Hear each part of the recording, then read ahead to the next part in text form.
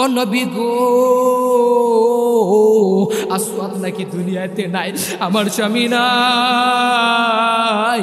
এমন করে করে নবীজি যখন শুনলো, সাহাবাই কেরামদেরকে ডেকে ডেকে বলে, ও আমার সাহাবাই কেরামরা, তোমরা একটু আসওয়াদ দেখো কোথায়, ওই আসওয়াদের জিনিসটা তোমরা একটু খুঁজো, আসওয়াদের যেই লাশটা আছে লাশটা খুঁজো। এমন করে করে যখন নবীজি যখন সাহাবাই কেরামদেরকে বলে, সকল সাহাবাই কেরামরা আসওয়াদকে খোঁজার জন্য পাগল হয়ে গেল। সমস্ত সাহাবাইরা যারা যারা যুদ্ধে শহীদ হয়ে গেছে, তাদের শরীরগুলো এত পরিমাণ রক্ত, তাদের শরীরে কি পরিমাণ রক্ত, তাদের কেউর হাত নাই, পা নাই, কেউর চক্ষু নাই, কেউর মুখটাও চিনা যায় না। এমন করে করে সবাইকে বলল, দেখে নাই নাই কোনো চিনা যায় না।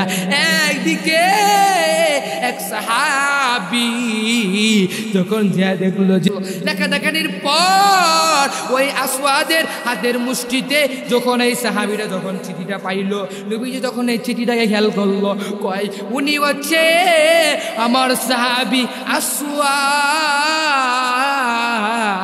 এমন করে করে যখন ওই যে সুন্দরী রূপসী যে কন্যাটা আছে, কন্যাটা যখন এই কথা শুনানি পারলো এবং যখন এই কথাটা শুনলো, শুনানির পর এই কন্যাটা যায় যখন ওই জায়গায় গেল, যাওয়ার পরে এই কন্যাটা আসওয়াদকে যখন দেখলো যে আমার দুনিয়াতে স্বামী নাই, আমার দুনিয়াতে কেউ নাই, আজকে দুনিয়াতে বাবা আছে, আবার আমার বাবাটা আবার নবীজি সুন্দর কইরা আসওয়াদকে পাঠাইলো আমার কাছে বিবাহ দেওয়ার জন্য। এমন করে করে আর আসওয়াদ তো আমার সাথে তো ওই যে রাত্র আছে, রাত্র তো কাটাইতে পারলো না, আমার সাথে তো সহবাস করতে পারলো না, আমার সাথে তো প্রথম যে বিবাহ রাত্রটা আছে এই রাত্রটা তো আসওয়াদ তো কাটাইতে পারলো না। এমন করে করে চিন্তা, এমন করে করে ওই সুন্দরী রূপসী যেই মেয়েটা আছে, মেয়েটা যখন আসওয়াদের লাশটা দেখে, লাশটা দেখানোর পর মেয়েটা সঙ্গে সঙ্গে চোখ দিয়ে পানি ঝরা ঝরে কান্দে, এমন ভরে ভরে কান্দে। আবার মেয়েটার বাবাটা তার মেয়েটাকে বুঝায় বুঝায় যখন নিয়ে আসলো, আবার নবীজির কাছে মেয়েটা ডেকে ডেকে বলে, নবী গো, আমার স্বামী আসওয়াদ নাই, আমার স্বামীর আসওয়াদটা নাই, আজকে দুনিয়া থেকে বিদায় হয়ে গিয়েছে, ওই যুদ্ধে যাবি দুনিয়া থেকে বিদায় হয়ে গেছে। ও নবী গো, আমি আপনার কাছে ওয়াদা করলাম, ও বাবা গো, আমি তোমার কাছে আমি ওয়াদা করলাম, আমি আর জীবন, আমি আর বিয়ার পিড়িতে আমি আর বসবো না। এমন করে করে যখন নবীজির কাছে যখন বলল, আবার মেয়েটা যখন বাবার কাছে যখন বলল, বাবা বলে, কয় মেয়েরে তুই কেন এই কথা বললি, আবার তুই আর তোকে আমি তো আরেকটা বিয়ে করাইতে পারতাম, তুই কেন এই কথা বললি, কয় বাবা রে, আমি আর এই দুনিয়াতে আমি আর বিয়ে করব না, আমি আর বিয়ার পিড়িতে বসবো না। এমন করে মেয়ে যখন বলল, বলার পর এই মেয়ে যখন নবীজির কাছে বলল, আবার মেয়েটা নবীজির কাছে ডেকে ডেকে বলে, নবী গো,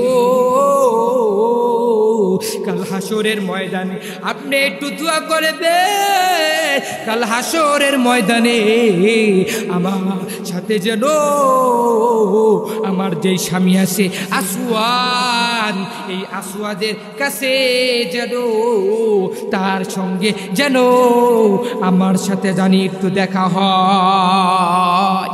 আল্লাহ বলেন, বান্দা তুমি, আমি তোমাকে যেই কাজের জন্য বান্দা পাঠাইছি দুনিয়াতে, ও বান্দা তুমি সেই কাজ করো, ওই কাজ করে করে তুমি আমাকে ডাকো, আমাকে ডেকে ডেকে তুমি যদি ডাকতে পারো, তাহলে বান্দা আমি তোমার ডাকে সাড়া দিব।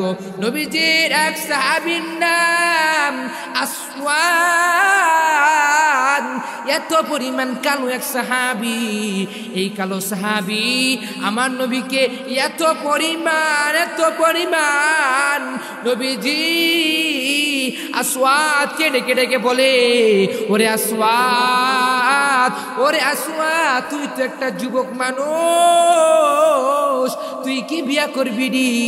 আসওয়াদ বলে, নবী গো, আমি তো অনেক পরিমাণ কালো, আমি কালো থাকার কারণে আমাকে তো কেউ মেয়ে দিবে না, আমাকে তো কেউ কোনো প্রকার মেয়ে দিবে না। ও নবী গো, আমার এই কালো চেহারা দেখে ওই মেয়ের যেই বাবা আছে, মা আছে, তারাও তো আমাকে পছন্দ করবে না। এমন করে করে যখন আসওয়াদ বলল, নবীজি বলে, ওরে আসওয়াদ রে, তুমি কি বিবাহ করবা নাকি? এটা একটু আমাকে জানাও, আমি জানাবো, আমি তোমাকে বিয়া করব, তুমি সঙ্গে সঙ্গে বিয়া করতে পারবা। আসওয়াদ ডেকে ডেকে বলে, ও পয়গম্বর, আমি তো বিয়া করব, কিন্তু এই মক্কা মদিনার ভিতরে কোনো মানুষ, কোনো মেয়ে আমাকে পছন্দ করবে না, কেউ আমাকে পছন্দ করবে না। নবীজির কাছে এমন করে করে যখন বলল, নবীজি বলে, আসওয়াদ রে, এই মক্কা মদিনার ভিতরে একজন সুন্দরী রূপসী একটা মেয়ে আছে, এই মেয়েকে আমি তোমার সঙ্গে বিয়া দিব। ওই আসওয়াদ, তুমি কি বিয়া করবানি? তুমি তো আমাকে জানাও। এমন করে করে আসওয়াদ বলল। নবীজি আসওয়াদের কাছে বলল, আসওয়াদ বলে, হ্যাঁ হ্যাঁ, আচ্ছা ঠিক আছে, আমি তো বিয়া করব। ও নবী গো, আপনি আমাকে বিবাহ দিবেন? আচ্ছা ঠিক আছে, এটা তো খুশির সংবাদ, হ্যাঁ আমি তো বিবাহ করব। আচ্ছা, নবীজি বললেন যে এই মক্কা মদিনার ভিতরে একজন ধনী, তার একটা কন্যা আছে, অনেক সুন্দরী, অনেক রূপসী, এই কন্যাটার কাছে তোমার কাছে বিয়ে দিবে। আসওয়াদ এমন করে শোনার সঙ্গে সঙ্গে আসওয়াদের মনে বহুত পরিমাণ খুশি লাগলো, আমার নবী কি আমাকে বিয়ে দিবে? একটা পার্থ দেখছে মক্কা মদিনার ভিতরে সুন্দরী রূপসী একটা মেয়ে আছে, তার কাছে বিয়ে দিবে। এমন করে করে যখন আসওয়াদের কাছে যখন বলল, আসওয়াদ বলে, নবী গো, আচ্ছা ঠিক আছে, আপনি আমাকে বিয়া দিবেন, আচ্ছা আমি তো এটার ভিতরে রাজি। আসওয়াদ সঙ্গে সঙ্গে রাজি হয়ে গেল। আবার নবীকে ডেকে বলে, নবী গো, কোন জায়গায় যাইতে হবে আপনি আমাকে বলে দেন। নবী আসওয়াদকে বলল, ওই আসওয়াদ, আমি তোমার কাছে একটা চিঠি দিব, এই চিঠি নিয়া তুমি ওই বড় ধনীর বাড়িতে যাইবা। এমন করে করে দেখবো নবীজি চিঠির ভিতরে লিখলো, ও ধনীওয়ালা ভাই, ও ধনীওয়ালা সাহাবি, তোমার কাছে আমি একটা ওয়াদা বললাম, এই যে কালো সাহাবি আসওয়াদ, তার কাছে তোমার যে মেয়ে আছে, মেয়েটাকে তুমি বিয়ে দিয়ে ফেলবা। এমন করে করে যখন বলল, চিঠির ভিতরে লেখার পর আসওয়াদ চিঠি পাওয়ার সঙ্গে সঙ্গে আসওয়াদ চিঠি নিয়ে ওই যে ধনী বাড়ি আছে, ধনী বাড়ির দিকে রওনা দিল। রওনা দেওয়ার পরে তখন ধনী বাড়িতে যায় না, আসওয়াদ ধনীর বাড়ির গেটের সামনে যায় নাই। আসওয়াদ দূরের থেকে চায় দেখে অনেক বড় বাড়ি, এত সুন্দর বাড়ি, হায় রে, এই সুন্দরী বাড়ির ভিতরে আবার তার নাকি একটা কন্যা আছে, এই কন্যাটাকে নাকি আমার কাছে বিয়ে দিবে। এটা তো পশ্চিম কালেও হতে পারে না, আমি তো অনেক পরিমাণ কালো, আমার কাছে তো এই মেয়ে বিয়ে দিবে না। এমন করে করে বলল। আসওয়াদের মাথায় বড় চিন্তা, আবার ওদিকে চিন্তা করে, নবীজিকে আমাকে যে নবীজি যে চিঠি দিছে, এই চিঠি নিয়ে আমার তো ওই জায়গায় যাইতে হবে। এমন করে করে আসওয়াদ যখন বাড়ির গেটের সামনে যখন গেল, যাওয়ার পরে আসওয়াদ যখন গেল, যাওয়ার পরে ওই জায়গা গেটের সামনে যায় এবং বাড়ির দারওয়ানকে ডেকে ডেকে বলে, ও ভাই, তোমার মালিকের সাথে আমাকে একটু দেখা করাইবা। ওই মালিক যখন দারওয়ান ডেকে ডেকে বলে, ও ভাই রে, তুমি কেন এসেছো, তোমার কি প্রয়োজন, তুমি একটু আমাকে বলো। আপনারা মাঝে মধ্যে খেয়াল করে দেখবেন যে বাড়ির যে দারওয়ান আছে, এই দারওয়ান যে আছে, দারওয়ানের সাথে কথা বলতে গিয়ে কথা বললে তারপরে বড় মানুষের সাথে কথা বলতে, এটাই তো নিয়ম নাকি? এটাই তো সব জায়গায় একটা নিয়ম, এটা সব জায়গায় একটা অসম, এটা সব জায়গায় কি এটা নস। এমন করে করে আসওয়াদ যখন বাড়ির দারওয়ানের সামনে গেল, যাওয়ার সঙ্গে সঙ্গে আসওয়াদ যখন ওই জায়গা গেল, যাওয়ার পরে ওই বাড়ির দারওয়ানকে ডেকে ডেকে বলে, ভাই রে, আমি তোমার কাছে এসেছি। ও ভাই, তোমার মালিকের সাথে তুমি একটু আমাকে দেখা করাও। দারোয়ান ডেকে ডেকে বলে, ও ভাই তোমার কি প্রয়োজন, তুমি একটু আমাকে বলিয়া দাও। এমন করে করে দারোয়ান বলতেছে, বলার সঙ্গে সঙ্গে আসওয়াদ বলে, ভাই রে, না না না, আমি তোমার মালিকের সাথে দেখা করব। এই যে নবীজি আমাকে একটা চিঠি লিখে পাঠাইছেন, তার নাকি একটা সুন্দরী রূপসী একটা মেয়ে আছে, ওই মেয়েটাকে আমি বিবাহ করব, আর ওই মেয়েটাকে আমি বিয়ে করব। এমন করে করে ওই দারোয়ানের কাছে ডেকে ডেকে বলে, দারোয়ান বলে, এই কালো বাইরে, তুমি কি পাগল হয়ে গেছে নাকি?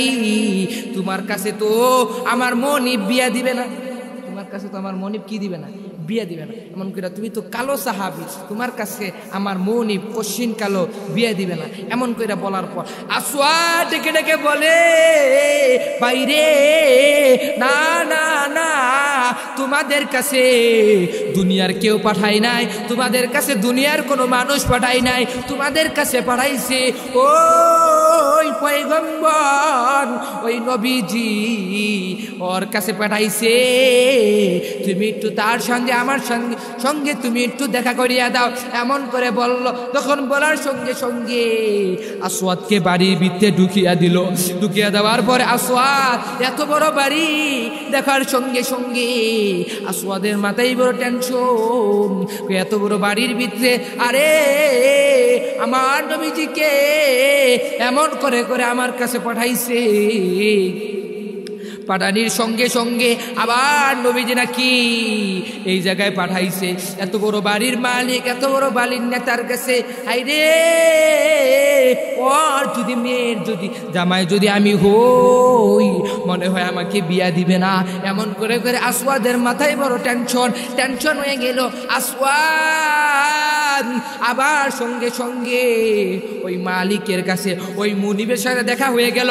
মুনিবের সাথে দেখা হওয়ার পর মুনিব কেটে কেটে বলে, ও আমার ভাই, আমি তোমার কাছে এসেছি। বলে, তুমি কে? বলে, আমি নবীজির এক কালো সাহাবী।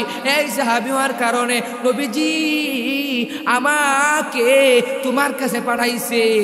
তোমার নাকি একটা সুন্দরী রূপসী মেয়ে আছে, এই মেয়েটাকে আমার সাথে বিয়া দিবানি। এমন করে করে যখন আসওয়াদ বলল, আসওয়াদ বলার পরে ওই বাড়ির মানুষটা, বাড়ির যে মুনিব আছে, নেতা আছে, তার মাথায় বড় টেনশন। কয়, তোমাকে কে পাঠাইছে? আমাকে পাঠাইছে দুনিয়ার কোন মানুষ না, আমাকে পাঠাইছে রহমাতুল লিল আলামিন। এমন করে করে যখন আসওয়াদ বলল, আসওয়াদ বলার সঙ্গে সঙ্গে, আচ্ছা ঠিক আছে, পাঠাইতে কি প্রমাণ? এই যে চিঠি, চিঠির ভিতরে ওই বাড়ির মুনিব এই চিঠিটা খোলার পরে বলে দেখে, ওই নেতারে, ওই সাহাবী রে, আমার এই আসওয়াদকে তোমার মেয়ের সাথে বিয়া দিয়ে দিবা, ইতি রহমাতাল লিল আলামিন। এমন করে করে যখন বলল, আসওয়াদ যখন ওই মুনিবের কাছে চিঠি দিয়ে দিল, চিঠি দেওয়ার সঙ্গে সঙ্গে আসওয়াদের মাথায় বড় টেনশন। আচ্ছা ঠিক আছে। ওদিকে মুনিব বলে, মুনিব মনে মনে চিন্তা করে, হায় রে, আমার সুন্দরী রূপসী কন্যা যে মেয়েটা আছে, এই মেয়েটাকে আমি এই কালো মানুষের কাছে বিয়া দিব না। আবার ওদিকে টেনশন করে পাঠাইছে আমার নবীজি পাঠাইছে। আমি যদি নবীজির কথাগুলো না শুনি, আমি যদি নবীজির যেই কথা আছে এই কথাটা যদি আমি না শুনি এবং যদি আমি না মানি, তাহলে তো আমার মনের ভিতরে কষ্ট লাগবে। আসওয়াদ এমন করে করে মুনিবের মাথায় বড় টেনশন। মুনিব তখন সঙ্গে সঙ্গে আবার মুনিব আরেক দিকে টেনশন করে, আমার যে কন্যা আছে, এই কন্যাটা যদি শুনে যে আমার বাবাটা আমাকে একটা কালো লোকের কাছে বিয়ে দিয়েছে, তার মনটা বড় খারাপ হবে, তিনি তো মানবে না। এত সুন্দরী রূপসী মেয়েটা কালো ছেলের কাছে বিয়া বসবে না। এমন করে করে আসওয়াদের দিকে খেয়াল করলো। ওই মুনিব খেয়াল করার পরে আসওয়াদকে ডেকে ডেকে বলে, কই না রে ভাই রে, আমি তোমার কাছে আমার কন্যাটাকে আমি বিয়ে দিব না। এমন করে করে যখন বলল, আসওয়াদ এ কথা না শোনার পরে আসওয়াদের মনটা বড় খারাপ হয়ে গেল। খারাপ হয়ে যাওয়ার পর আসওয়াদ যখন মনের ভিতরে একটা কষ্ট ঢুকে গেল, আসওয়াদ চিন্তা করে কয় না না, আমি এই জায়গায় আর কোশ্চিন গেলেও থাকবো না। এমন করে করে আসওয়াদ বলল। বলার পরে আসওয়াদ তখন ওই মদিনার মুনাওয়ারার দিকে রওনা করলো। এমন করে যখন হাঁটতে থাকলো, ওদিকে ওই যে মুনিবের যেই কন্যা আছে, কন্যা যেই মেয়েটা আছে, এই মেয়েটা বাবার এই কাজটা দেখে আর যেই কালো সাহাবী আছে আসওয়াদ, তারা দুইজনের যেই কথোপকথন হইতেছে, কথা বলতেছে, তাদের এই জিনিসগুলো ওই কন্যাটা পলায়া পলায়া দেখে। দেখানির পর তখন আসওয়াদ যখন বিদায় হয়ে গেল, ওই কন্যাটা বাবার কাছে আসলো। ও বাবা, আমি তোমার কাছে একটা প্রশ্ন করি। বাবা, তুমি আমার কাছে মিথ্যা কথা বলবা না, তুমি আমার কাছে বলিয়া দাও রে বাবা। ও বাবা রে, তোমার কাছে কে এসেছে? কয় আমার কাছে এসেছে একজন কালো সাহাবী। কয় তোমার কাছে কি বলল? এমন করে যখন বাবার কাছে বলল, বাবা বলে, ও মেরে, আমার কাছে এসেছে এই যে কালো মানুষটা তোমাকে বিয়া করবে। এমন করে চিন্তা করলো, আমার কাছে এসেছে বলেছে। কয় কে? মেয়ে বলতেছে। কে পাঠাইছে? কয় পাঠাইছে দুনিয়ার কোনো মানুষ না, পাঠাইছে রহমাতাল্লিল আলামিন। এমন করে করে যখন বলল, বলার সঙ্গে সঙ্গে ওই মেয়েটা বলে, বাবা রে, তুমি তো একটা ভুল কাজ করছো। ও বাবা, তুমি কি ওই নবীকে কি ভালোবাসো? আচ্ছা ঠিক আছে, আমি তো হ্যাঁ, আমি তো কোনো নবীকে ফেরত দেব না, আমি তো নবীকে ভালোবাসি। আচ্ছা ঠিক আছে, তুমি যে নবীকে ভালোবাসো, নবীজির যে একটা আদেশ আছে, আদেশগুলো মানো। হ্যাঁ মানি। কয় নবীজি পাঠাইছে তোমার কাছে পাঠাইছে। ও বাবা, তোমার এই কন্যার সাথে বিয়া দেওয়ার জন্য। বাবা গো, তুমি কালো সাহাবীকে তুমি আমার কাছে তুমি বিয়া দিলা না। ও বাবা রে, তুমি তো দুনিয়ার নেজামিদের ভিতরে বাবা তুমি একটু খেয়াল করছো। ও বাবা, আমি তোমার কাছে বলে দেই, তুমি আমার কথাগুলো শুনবা। এমন করে যখন বলল, ওই মেয়ে বলতাছে, বাবা তুমি একটা কালো সাহাবীর কাছে তুমি বিয়া দিলা না, তুমি একটা কালো মানুষের কাছে বিয়া দিলা না। ও বাবা, তোমাকে এই যে রহমাতাল্লিল আলামিন পাঠাইছে, আমার নবীজি পাঠাইছে। এমন করে করে যখন বলল, তুমি তো নবীজির কথাগুলো বাবা তুমি শুনলা না। ও বাবা, তুমি না শুনে শুনে তুমি এই মানুষটাকে তুমি খেদায় দিলা, এই মানুষটাকে তুমি পাঠায় দিলা। বাবা, যদি ওই পয়গম্বর যদি এই কথাটা শুনে আমার সাহাবী হইয়া আমার কথাটা শুনলো না, আমার সাহাবী হইয়া আমি যেই কাজের জন্য পাঠাইছি আমার আদেশখানি মানলো না, এমন করে নবীজি যখন শুনবে, শোনার পর মনের ভিতরে কষ্ট পাইবে। বাবা গো, যদি নবীজি যখন কষ্ট পাইবে, আমি তো এই কষ্ট সহ্য করতে পারবো না। আমি মেয়ে হইয়া, তোমার মেয়ে হইয়া আমি তো কষ্ট সহ্য করতে পারবো না। আর তুমি আমার বাবা হইয়া তুমি কিভাবে কষ্ট সহ্য করতে পারবা? ও মেয়ে, আমি তো বুঝি নাই বাবা, দৌড় দাও, ওই আসওয়াদকে আবার তুমি ডেকে নিয়ে আসো। এমন করে যখন আসওয়াদকে যখন ডেকে নিয়ে আসলো, বাসার ভিতরে নিয়ে আসার পর আসওয়াদকে বুঝায় আনলো। আনার পরে আসওয়াদ যখন এই বাসার ভিতরে আসলো, আসার পরে আসওয়াদ মনে মনে চিন্তা করে, ও ভাই রে, ও মুনিম, তুমি তো বলেছো তোমার কন্যাটাকে আমার কাছে তুমি বিয়া দিবা না, আমার কেন তুমি আমাকে ডেকে নিয়ে এসো? ও ভাই রে, আচ্ছা ঠিক আছে, আমার কন্যাটাকে আমি তোমার কাছে আমি বিবাহ দিয়ে ফেললাম। এমন করে যখন আসওয়াদের কাছে যখন বলার পরে ওই যে বাবাটা আছে, বাবাটা যখন আসওয়াদের কথাগুলো যখন শুনলো, আসওয়াদ, ওই বাবা যে আসওয়াদকে বলে, ওই আসওয়াদ রে তোমার কাছে দেন মোহরের টাকা আছে নাকি? কয় না না না, আমার কাছে কোনো দেন মোহরের টাকা নাই। কয় আচ্ছা ঠিক আছে, তোমার কাছে কি আছে? আমার কাছে আছে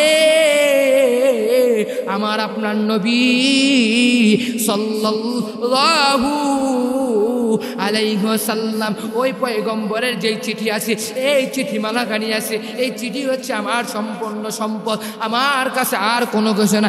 আচ্ছা ঠিক আছে। ওই মেয়ে আবার ডেকে ডেকে বলে, বাবা রে তুমি তো বড় ধনী মানুষ, তুমি তো বড় লোক মানুষ, ও বাবা আমি তোমার কাছে বলিয়া দেই, আমি তোমার কাছে বলি, তুমি আমার আর আমার যেই স্বামী আছে, আমার দুইজনের ভিতরে যেই খরচটা হবে ওই খরচের সম্পূর্ণ টাকা বাবা তুমি দিয়ে দাও। বাবা বলে আচ্ছা ঠিক আছে, আমার যেই টাকা আছে, টাকার যে ফান্ড আছে, ফান্ড থেকে আমি টাকা দিয়ে দিলাম। আসওয়াদের কাছে টাকা দিল, আসওয়াদ রে যাও যাও যাও ওই জায়গায় যাও, ওই জায়গায় যেয়ে তুমি বিবাহের জন্য যে বাজার সদাই আছে সমস্ত বাজার সদাই তুমি করে নিয়ে আসবা। আসওয়াদ যখন টাকা দিয়ে দিল, আসওয়াদ বিবাহ করার জন্য, বাজার সদাই করার জন্য, এবং ওই বাজারের ভিতরে চলে গেল। আসওয়াদ যখন ওই বাজারের ভিতরে যখন চলিয়ে গেল, চলিয়ে যাওয়ার সঙ্গে সঙ্গে আসওয়াদের কাছে একজন মানুষ প্রশ্ন করে, আসওয়াদ রে তুমি তো বিবাহ করার জন্য প্রস্তুত নিয়ে ফেলেছো, আসওয়াদ রে তুমি তো বিয়ে করার জন্য প্রস্তুত হয়ে গেছো, ওই আসওয়াদ তুমি কি শুনেছো নাকি? তুমি কি একটু জানো? তুমি কি আগে পর্যায়ে শুনছো নাকি? আসওয়াদ বলে না রে ভাই রে, আমি তো কোনো শুনি নাই। ওই মানুষটা ডেকে ডেকে বলে, আসওয়াদ রে দুনিয়াতে নবী নাই, দুনিয়াতে ওই কাফেররা আমার নবীকে নাকি মেনেছে। এমন করে করে আসওয়াদ যখন শুনতে পাইল, আসওয়াদ আর বিয়ার বাজার করলো না, আসওয়াদ বিয়ার কোনো বাজার করে নাই। আসওয়াদ যায়া তরবারির দোকানে গেল, ওই যে বিবাহর যে টাকা আছে তরবারির দোকানে যায়া আসওয়াদ তরবারি আলা ভাইকে বলে, ও ভাই রে তুমি আমাকে একটা তরবারি দাও, এই নাও টাকা। আসওয়াদ ওই টাকা দিয়ে তরবারি কিনলো। তরবারি কেনার সঙ্গে সঙ্গে আসওয়াদ যখন তরবারিটা কিনে ফেললো এবং ওই যে যুদ্ধ আছে ওই যুদ্ধ এজেন্ট করার জন্য চলিয়ে গেল।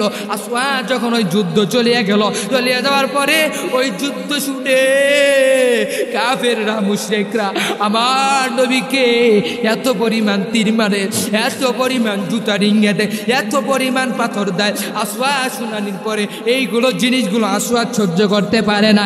আসওয়াদ যখন ওই সমস্ত সাহাবাই কেরামদেরকে নিয়া এবং সমস্ত সৈন্যদেরকে নিয়া যারা যারা যুদ্ধ করবে, যেই সমস্ত যুদ্ধের যেই মানুষগুলো আছে, যুদ্ধের যেই সাহাবীরা আছে, সবাইকে নিয়া আসওয়াদ ওই যুদ্ধের ভিতরে ঢুকিয়ে গেল। ঢুকিয়ে যাওয়ার পরে আসওয়াদের মনে বড় টেনশন, কয় আমি শুনলাম নবী নাই, আজকে আমি আর বিবাহ করব না। এমন করে যখন যুদ্ধ শুরু করলো, যুদ্ধ শুরু করার পর আসওয়াদ যখন ওই যুদ্ধের ভিতরে এবং প্রস্তুতি নিয়ে গেল এবং যুদ্ধের ভিতরে আসওয়াদ যখন কাফেরদের একটা তীর এসে যখন আসওয়াদের দিকে লাগলো, লাগার সঙ্গে সঙ্গে আসওয়াদ মাটিতে পড়ে গেল। আবার আসওয়াদ উঠছে। এমন করে করে আসওয়াদ যখন দুনিয়া থেকে বিদায় হয়ে গেল, এদিকে যুদ্ধ শেষ হয়ে গেছে। যুদ্ধ শেষ হয়ে যাওয়ার পর এমন করে করে নবীজি সাহাবাই কেরামদেরকে নিয়ে ওই মক্কা মদিনার ভিতরে সমস্ত মসজিদে নববীর ভিতরে সবাইকে নিয়ে বসলো। বসার পরে এই নবীজিদেরকে নিয়ে এবং সাহাবাই কেরামদেরকে নিয়ে এবং সবাইকে নিয়ে একসাথে মিলে বসলো। বসার পরে ওই সাহাবী সবাইকে ডেকে ডেকে এমন করে বুঝায় যখন বসলো, বসার পরে ও এমন করে দেখলো যে কে কে আসো, কে নাই কে নাই কে নাই, কার পাশে কে নাই, এমন করে সবাই চিন্তা ফিকির করতে লাগলো। নবীজি এমন করে করে যখন চিন্তা করলো, করার পরে ওদিকে একটা সুন্দরী রূপসী একটা কন্যা এসে আমার নবীজি ডেকে ডেকে বলে, ও পয়গম্বর, এই দুনিয়াতে আমার বাবা আছে এবং আমার বাবা তো অনেক পরিমাণ ধনী, অনেক পরিমাণ বড় লোক। ও নবী গো, আপনি যে আসওয়াদকে পাঠাইছেন বিবাহ করার জন্য, আসওয়াদ বিবাহ করলো, আমি তো তাকে এবং আমার বাবা তাকে বিবাহ করার জন্য যেই খরচের টাকা আছে আমরা দুইজনে মিলে তাকে খরচের টাকা দিয়েছি, বিবাহের যেই খরচ আছে খরচ করবে, এমন করে করে খরচের টাকা দিয়ে বাজারে পাঠিয়ে দিলাম। আজকে বাজার থেকে আসওয়াদ আন ওই বাজার থেকে ফিরে নাই। এমন করে করে যখন বলল, আবার সুন্দরী রূপসী যে মেয়েটা আছে, মেয়েটা নবীজিকে ডেকে ডেকে বলে, নবী গো, আবার নাকি শুনছি আপনি নাকি ওই যুদ্ধে গেছেন, কাফেররা মুশরিকরা আপনাকে নাকি মারছে।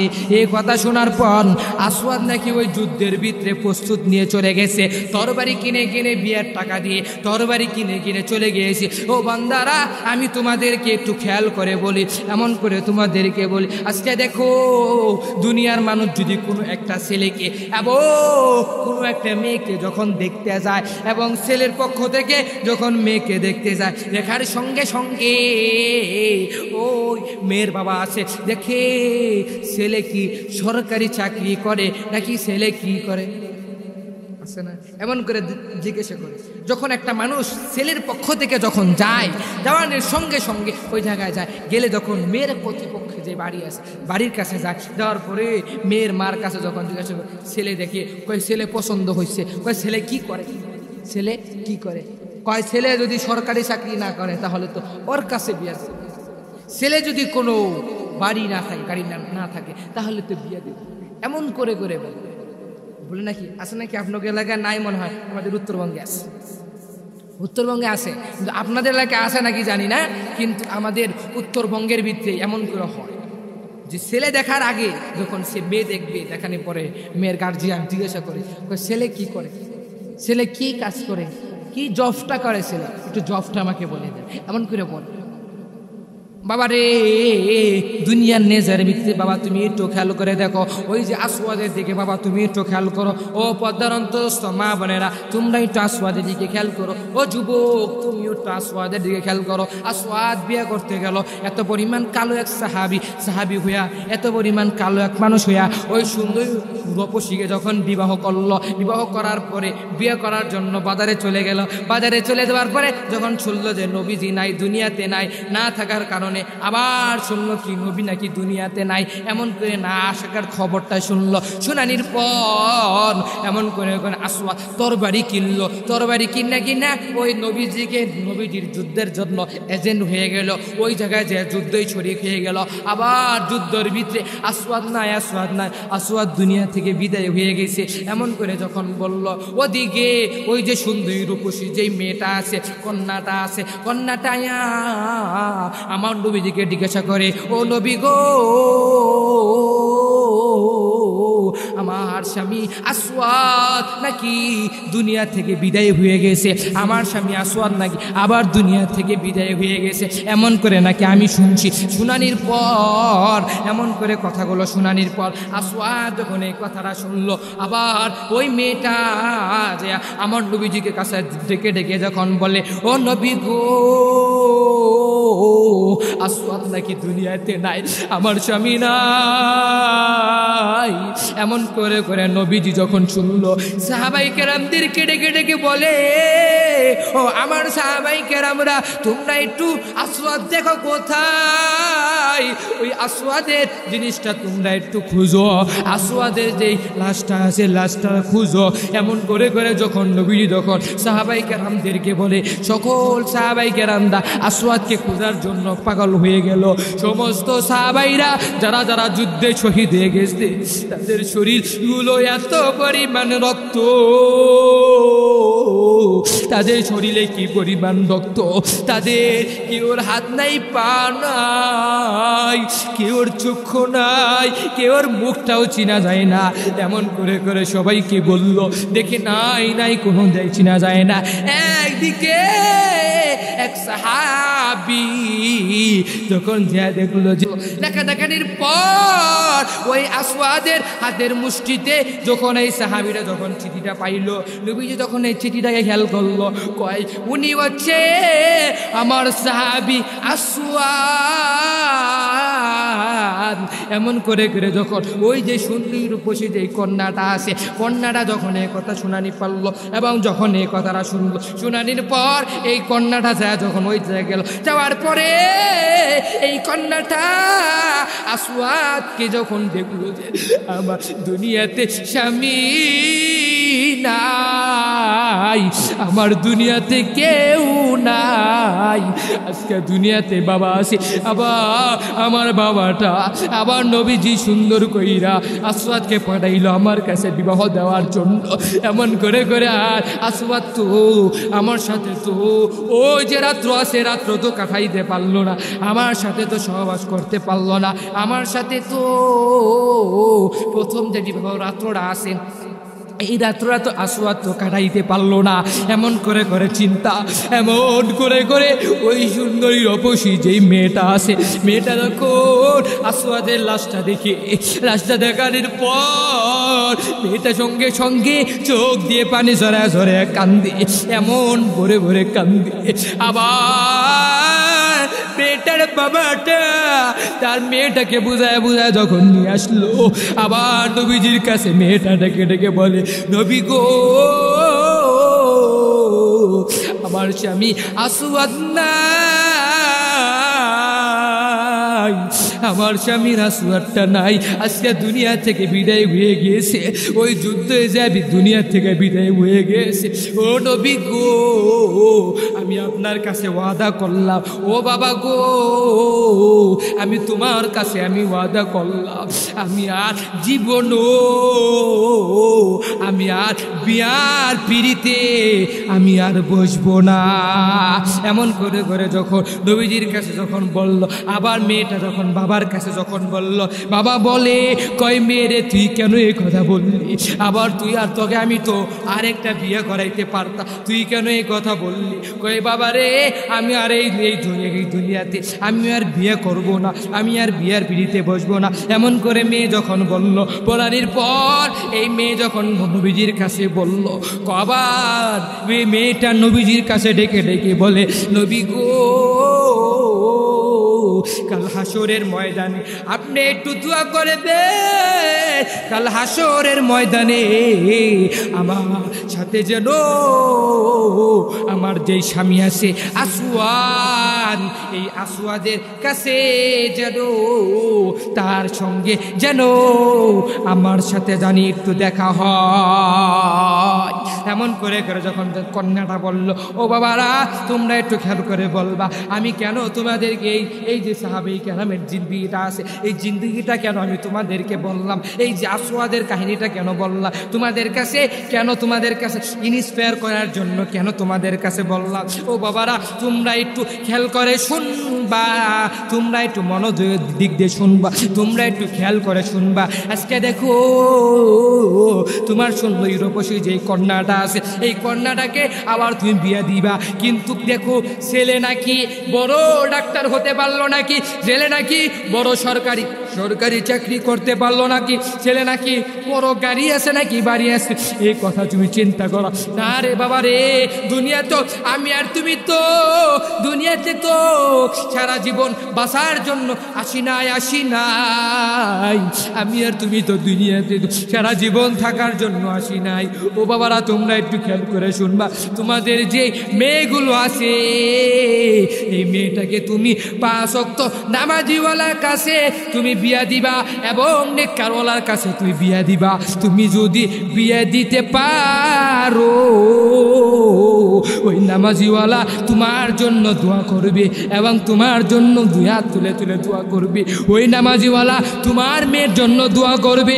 ওই নামাজিওয়ালা যদি কাল হাসরের ময়দানে যদি জান্নাতের সার্টিফিকেট পায়া পারে, কাল হাসরের ময়দানে যখন জান্নাতের সার্টিফিকেট যখন নিতে পারবে, যদি নিলে তোমারে ওই জান্নাতে নিতে পারবে। সুবহানাল্লাহ। এমন করে করে যখন তুমি একটা তোমার কন্যাকে বিয়ে দিবা, কেউ বিয়ে দিবে কন্যাটাকে কীভাবে বিয়ে দিবা, বিয়ে দেওয়ার পরে এবং দেখবা যে কোন ছেলে নামাজি বলা হয়, কোন ছেলে দিনদার বলা হয়, কোন ছেলে আমল বলা হয়, কোন ছেলে আমল করে এবং দিনের পথে চলে। যদি দিনের পথে চলতে পারে এবং যদি ভালো আমল নিয়ে যদি অন্ধকার কবরে যাইতে পারে এবং তুমিও যদি ভালো যদি নেক কাজ করে করে তোমার মেয়ের জামাইকে দেখে দেখে তুমিও যদি যাইতে পারো, তাহলে তোমার মেয়ের জামাই তুমি যখন মারা যাবা, তোমার মাকবারার পাশে খাড়াইয়া 2 হাত তুলে দোয়া করবে, আল্লাহ গো তুমি আমার স্বামীকে, তুমি আমার শ্বশুর আব্বাকে মাফ করে দাও, তুমি আমার শাশুড়িকে মাফ করে দাও, তুমি আমার বাবাকে মাফ করে দাও, তুমি আমার মাকে মাফ করে দাও। এমন করে দোয়া করবে। এই যদি এই কথা বলে আল্লাহ তাআলা বলে, আমার এই বান্দা এমন মায়া লাগাইয়া দরদ কইরা আমার কাছে দোয়া করে, আল্লাহ তুমি আমার মা বাবা ভাই বোনকে তুই মাফ করিয়া দাও, আল্লাহ তুমি আমার শ্বশুর শাশুড়িকে মাফ করে দাও। এমন করে যখন বলার সঙ্গে সঙ্গে আল্লাহ বলবে, ওই ফেরেশতারা দেখি আমার এই বান্দাটা কি বলে। তখন ফেরেশতারা বলবে, আল্লাহ তুমি তো সব কিছু জানো, আল্লাহ তুমি তো সব কিছু শুনো, আল্লাহ তুমি তো সব কিছু বুঝো, বুঝানোর পরেও তুমি জানার পরেও কেন তুমি আমাদের কাছে জিজ্ঞাসা করবা, কেন তুমি আমাদের কাছে জিজ্ঞাসা করো। এমন করে যখন ফেরেশতারা যখন বলবো, আল্লাহ কয় ফেরেশতারা আমি তো জানি শুনি, কেন তোদের কাছ থেকে শুনলে আমার মনটা বড় ভালো লাগে, তোদের কাছ থেকে শুনলে আমার মনে বড় শান্তি। এমন করে আল্লাহ বলে, কি বলে আল্লাহ, ওই তোমার বান্দা এই তার মা বাবার জন্য দোয়া চায়, তার শ্বশুর শাশুড়ির জন্য দোয়া চায়। এমন করে যখন দোয়া চাইব, এমন করে বলবো, আল্লাহ কয় আচ্ছা ঠিক আছে, চাইলো ওই তোরা বলিয়ে দে ওর কবরের আযাব, সমস্ত কবরের আযাব মাফ করে দিও। এমন করে যখন আমি তোমাদেরকে ইন্সপায়ার করার জন্য, তোমাদেরকে আমি জানানোর জন্য, কিছুদিন আগে এক যুবক আমাকে ডেকে ডেকে বলে, আমাকে এত মায়া লাগাইয়া এত দরদ কইরা আমাকে ডেকে ডেকে বলে, এতবার আমাকে কেমন করে বলে, কি কারণে বলছে, এমন কইরা কেন বলে, এমন কইরা কেন বুঝায়, বুঝানির পর কেন এত সুন্দর কইরা মায়া লাগাইয়া বলে, কেন বলে আমার কাছে ডেকে ডেকে বলে, ও হুজুর এই দুনিয়াতে আমার মা নাই, আমার বাবা নাই, আমি আপনার কাছে একটা জিনিস বলবো হুজুর। রাজশাহী মেডিকেল কলেজ থেকে এক যুবক আমাকে ডেকে ডেকে বলে, হুজুর গো এই দুনিয়াতে আমার বাবা নাই, আমি আপনাকে একটা জিনিস ইন্সপায়ার করার জন্য, আমি আপনাকে একটা জিনিস জানানোর জন্য, আমি আপনার কাছে একটা জিনিস বুঝানোর জন্য, ও যুবক তোমরা একটু খেয়াল করে শুনবা, ও যুবক তোমরা একটু বুঝে শুনবা, ও আমার বাবারা, মুরব্বী বাবারা তোমরা একটু খেয়াল করে শোনো, ও আমার মায়েরা তোমরা একটু খেয়াল করে শোনো। এমন করে যখন সবাইকে বলার সঙ্গে সঙ্গে রাজশাহী মেডিকেল কলেজের ভিতরে এক মানুষ আমাকে একজন টেলিফোন করে বলল, রাজশাহী মেডিকেল কলেজের এক কাহিনী। এমন করে কি কাহিনী জানোনি একটু বুঝিয়ে নাও, একটু শুনিয়ে নাও। আমি কিন্তু তোমাদেরকে বলতাছি কি কারণে, তোমরা একটু তোমাদের কাছে ইন্সপায়ার করার জন্য কেন আমি বললাম। ও বাবারা তোমরা একটু শুনিয়ে নাও। রাজশাহী মেডিকেল কলেজের ভিতরে এক গর্ভধারিণীর মা এই মাটা তার গর্ভের ভিতরে যেই সন্তানটা আছে এমন করে করে সন্তানরা যখন গর্ভের ভিতরে ওই নার্সেরা যখন বলল, ওই ডাক্তাররা বলল, এমন করে করে বুঝায় বলল, এমন করে করে যখন ওই বুঝায় যখন সবাইকে বলল, বানানির পরে ওই মা ওই গর্ভধারণীর মাকে ডেকে ডেকে বলে এবং নার্সরা ডেকে ডেকে বলে, ও এই যে এই মহিলা আছে এই মহিলার স্বামীকে, এই মহিলার গার্জিয়ানকে, এমন করে যখন ডেকে ডেকে বলল, আমরা মহিলার গার্জিয়ান, আমি মহিলার স্বামী, এমন করে যখন বলল, কয় ওই ভাই রে, আচ্ছা আমি তোমার কাছে একটু বলার জন্য এসেছি, এই যে গর্ভধারিণী যেই মহিলা আছে এই মহিলার দুনিয়াতে কে আছে? আমরা সবাই আছি। আচ্ছা ঠিক আছে, আমি তোমাদের কাছে আমি একটু বলার জন্য, ইন্সপায়ার করার জন্য আমি এসেছি। ও ভাই রে, আমি তোমাদের কাছে কেন বুঝানোর জন্য এসেছি, তোমরা একটু বুঝিয়া নাও, তোমরা একটু শুনিয়া নাও। এই যে মহিলা আছে এই মহিলাকে যদি বাঁচাইতে চাও তাহলে এই যে গর্ভধারিণী যেই বাচ্চাটা আছে এই বাচ্চাটাকে পাইবে না, আবার যদি এই বাচ্চাকে বাঁচাইতে চাও তাহলে এই মহিলাকে পাইবে না। এমন করে যখন ডাক্তাররা বলল, নার্সরা যখন বলা বলি শুরু করলো, এমন করে করে সবাই মিলে একসাথে পরামর্শ করলো। ওই যে স্বামী আছে ওই স্বামী ডেকে বলে, আমার দুনিয়াতে বাচ্চা লাগবে না, আমার দুনিয়াতে আমার স্ত্রী লাগবে। যখন গাছ যদি বাচ্চা থাকে, দুনিয়াতে যদি গাছ যদি থাকে এমনি এমনি ফল আসবে। এমন করে যখন বলল, দুনিয়াতে যদি এই মা যদি বাচ্চা থাকে তাহলে এমনি এমনি আমি আরেকটা বাচ্চা পাইব। এমন করে বলানির সঙ্গে সঙ্গে তখন সবাই মিলে একটা পরামর্শ করলো, আচ্ছা ঠিক আছে, বাচ্চা দুনিয়া থেকে বিদায় হয়ে যায়, এই যে গর্ভধারণী মা আছে স্ত্রী আছে এটাকে মহিলাকে বাঁচায় রাখতে হবে। এই মহিলা যদি বাচ্চা থাকে তাহলে মহিলা বাচ্চা থাকলে আবার বাচ্চা আসবে, যদি বাচ্চা বাচ্চা থাকে তাহলে তো কোনো কিছু আসবে না, অনেক দিন সময় লাগবে। এমন করে করে যখন চিন্তা করলো, চিন্তা করানির পর ওই ডাক্তাররা যায়া ওই নার্স যায়া ওই মহিলাকে জিজ্ঞাসা করলো, ও মহিলা রে, আমি তোমার কাছে এসেছি একটা জিনিস বলার জন্য। কই কি বলো, তুমি একটু আমাকে বলিয়া দাও। এমন করে যখন নার্সরা বলল, নার্সরা বলার পর তখন এই নার্সরা যখন বলে, ও মহিলা রে, আমি তোমার কাছে একটু পরামর্শ নেওয়ার জন্য এসেছি। কয় কি পরামর্শ, তুমি একটু আমাকে শুনিয়ে দাও। ও পরামর্শটা হচ্ছে এটা, এই দুনিয়াতে তুমি যদি বেঁচে থাকো তাহলে তোমার সন্তানকে পাইবা না, আর যদি তোমার সন্তানকে বাঁচায় রাখি তাহলে তোমাকে পাওয়া যাবে না। এমন করে যখন কথোপকথন করতে লাগলো, ওদিকে মহিলা ডেকে ডেকে বলে, ও নাসরে বন্ডে, আজকে আমি দুনিয়াতে বেঁচে থাকবো না, আমার দুনিয়াতে বাঁচানোর কোনো শখ নাই। ও বাইরে ও বন্ডে, আমি তোমার কাছে একটু আদা করি। না না না, আমার স্বামী কি বলছে? কয় তোমার স্বামী বলছে তোমাকে বাইচা রাখার জন্য, তোমার সন্তানকে মাইরা ফেলার জন্য। এমন করে যখন বলছে, কয় না না, আমার সন্তানকে তুই বাঁচায় রাখবা, আমি দুনিয়া থেকে মইরা যাব, আমার কাছে কোনো আফসোস থাকবে না, আমার ছেলেটাকে তুই বাঁচাই রাইবা, আমার ছেলেটাকে তুই বাঁচাইবা। এমন করে করে যখন ওই গর্ভধারিণী মা যখন বলল, কয় আমার ছেলেটা যখন বাইচ্চা থাকবো তখন আমার ছেলেটাকে যদি আমার স্বামী যদি হাফেজে কোরআন বানায়, আমার স্বামী যদি মাদ্রাসায় পড়ে পড়ে যদি আলেম বানায়, যদি আলেম বানাইতে পারে, এই সন্তান আমার কবরের পাশে খাড়ায়া খাড়াইয়া, আমার মাকবারার পাশে খাড়ায়া খাড়াইয়া দুই হাত তুলে তুলে দোয়া করবে, আল্লাহ এই দুনিয়াতে আমার মা নাই, আমি আমার মায়ের চেহারাটা দেখতে পারি নাই, আমি আমার মার মুখটা দেখতে পারি নাই, আমার মা সুন্দর নাকি কালো আমি আমার মাকে দেখতে পারি নাই। আল্লাহ আজকে আমি হাফেজে কোরআন হয়েছি। আল্লাহ আল্লাহ আজকে আমি আলেম হয়েছি। আল্লাহ আল্লাহ আজকে আমি বড় হাফেজে কোরআন হয়ে গিয়েছি। আজকে যদি দুনিয়াতে আমার মা থাকতো, আজকে দুনিয়াতে আমার মা থাকলে কি যে বড় খুশি হইতো। আমাকে বুকে নিয়ে নিয়ে আমাকে আদর করে করে অনেক কিছু রান্না করে খাওয়াইতো।